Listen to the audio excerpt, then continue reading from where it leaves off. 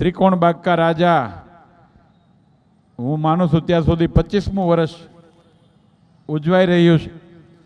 રાજકોટ નહીં પણ સમગ્ર સૌરાષ્ટ્ર ગુજરાતમાં ગણપતિ મહોત્સવની શરૂઆત કરવામાં જેમનું ઇતિહાસમાં નામ લખાણેલું છે એવા જીમીભાઈ અડવાણી અને ત્રિકોણ બાગના રાજા અહીંથી શરૂઆત કરેલો આ ઉત્સવ આજે 25 વર્ષની મહેનત પછી એ સમગ્ર ગુજરાતના 18,000 ગામડામાં કોઈ ગામ બાકી નહીં હોય જ્યાં ગણપતિ ઉત્સવની ઉજવણી ન થતી હોય.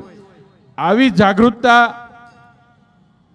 દુંદાળા દેવ ગણપતિજીની સ્તુતિ પ્રાર્થના કરવા માટેના ઉત્સવ માટે સનાતન ધર્મની ધરોહર કહી શકાય. સનાતન ધર્મની સંસ્કૃતિમાં સૌથી પહેલું પૂજન થતું હોય તો ગણપતિજીનું થાય.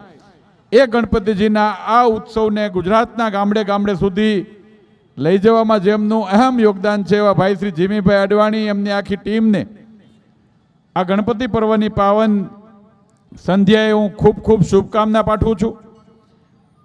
ત્રિકોણ બાગ કા રાજા એ રાજકોટ માટે નહીં પણ સમગ્ર ગુજરાત માટે એક પ્રચલિત ગણપતિ ઉત્સવ એટલે ત્રિકોણ બાગ કા રાજા એ નામથી જ્યારે ઓળખાતું હોય એવું સુંદર કામ જીમીભાઈની એમની ટીમ કરી રહી છે.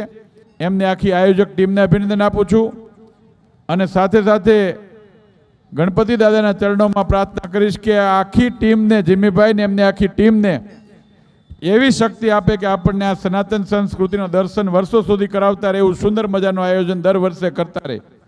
આ 25 વર્ષનું આયોજન છે. 50 વર્ષના આયોજનમાં પણ આપણે બધા સહભાગી થઈએ એવું સુંદર આયોજન અહીંયા આપણે જોઈએ એવી ગણપતિ દાદાના ચરણોમાં પ્રાર્થના.